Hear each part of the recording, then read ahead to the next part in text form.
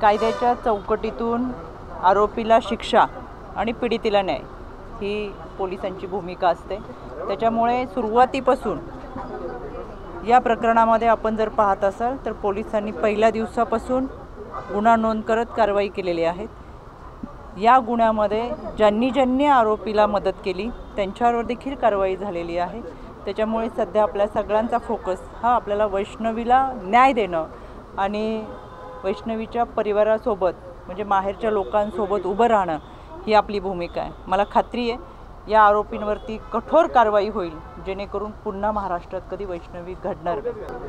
या प्रकरणामध्ये आपण जर पाहत असाल तर पोलिसांनी पहिल्या दिवसापासून गुन्हा नोंद करत कारवाई केलेली आहे। या गुन्ह्यामध्ये ज्यांनी आरोपीला मदत केली त्यांच्यावर देखील कारवाई झालेली आहे।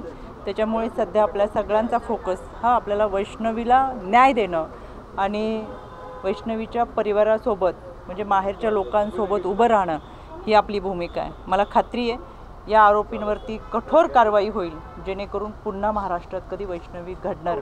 मॅडम, आता या संदर्भात एक आणखी